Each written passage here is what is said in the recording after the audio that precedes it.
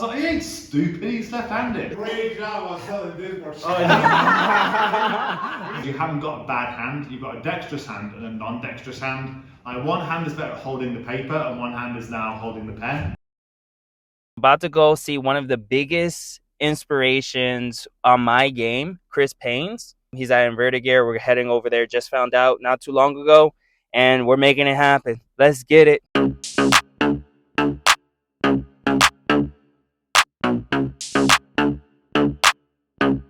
Just got into the parking lot. About to go in there. We're gonna show you basically a little bit of the outside, and then we're gonna show a little bit of the inside. Super pumped. Super pumped. This is my first time actually meeting somebody that I watched on YouTube. So super excited to meet Chris Payne. Let's see how it goes.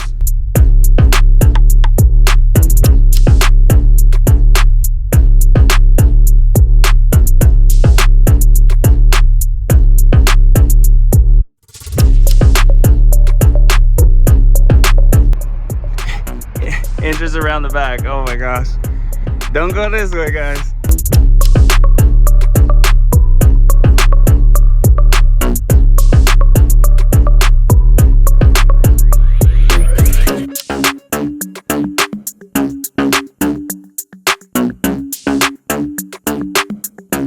Here we are. The secret entrance.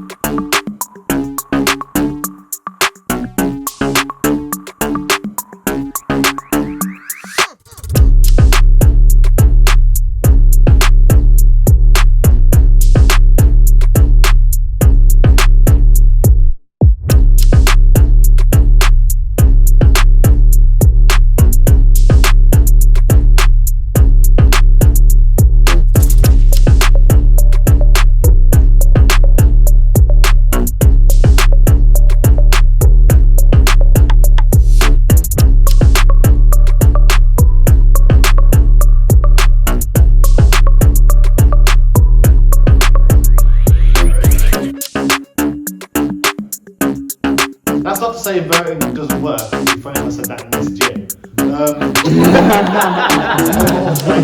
Alright guys, so this next part that we're about to show here, this completely kind of like, it was just membum in Korean, that's how you say, like mind blown. Like this really blew my mind. Such a simple concept, so really pay attention to this. Subscribe! That's why you have to have both hands involved with different jobs. If you look at a lot of things that you then do in Jiu-Jitsu, is that your good side is very dexterous and your bad side is better at holding. The majority of us are right-handed. I'm trying to wrestle up with my weaker arm into his stronger arm, essentially. So I'm trying to get up and I'm eating his right arm with my left. But he's left-handed, so that actually would be his power side. So I started playing half guard this way, left leg down. And all of a sudden, that sweep I couldn't do for about 11 years, I'm now pulling off on a daily basis. This is my strong side, wrestling up. So we got to meet a guy that I've been watching his videos. It felt like I knew him. It was a weird kind of feeling. Honestly, I felt like I knew him, but he had no idea who I am, and I knew that, right? And so it was like trying not to be too much of a fanboy or anything like that. But there was amazing takeaways, and I really feel like my game has leveled up, especially what Charles showed as well. There's going to be a little tad bit that we're going to play right here. This, oh my goodness, prevents your back from being taken. It has already saved me. Already has saved me so many times. Pressure should stick my elbow. I should feel it. And if the pressure was down by my hips, then I could pummel in, put my frame in her armpit, and do everything that we just did. Even from the armpit, put my heel over the back, weight on her, slip through that hole because the weight's in her hand, right into a triangle.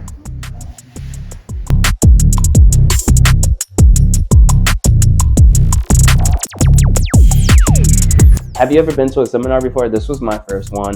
Super, super fun. I loved it and enjoyed it. There was no rolling afterwards, so there's no footage of any rolling, which I actually didn't mind because it allowed me on the drive back to solidify some of the concepts in my mind since I was just like meditating on them on my way back home. But I really enjoyed it. There was already some things I already implemented since then. I had especially that part in the posture, but not getting your back taken by Charles, I was like, that was excellent.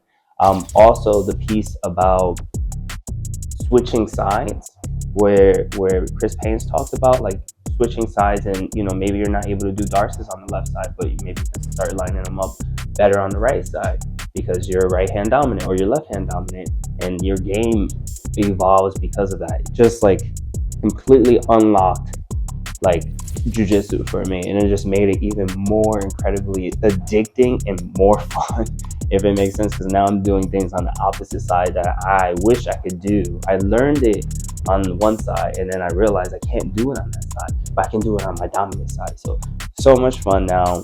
Game is completely opened up, and I want to say thank you to Chris and thank you to Charles, both of you, and thank you to Nelson, InvertedGear, for hosting that seminar as well and allowing for me to record and everything like that. I really appreciate it. If this was helpful for you guys and you found good content out of this, consider subscribing. This is something I want to do. I want to continue to explore and see all the other gyms in the local area that you guys might not have necessarily seen, right? So hit that like button, smash it, boom, right? And I'll see you guys in the next one.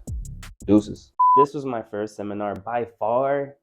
If you like this and you're curious about these seminars, maybe you've never been to one, you don't know what to expect, and you like this, they're all over. So about to go and meet probably one of the biggest. Is there a difference when I'm holding this microphone opposed to when I'm not? I'm not holding this microphone. Is there a difference?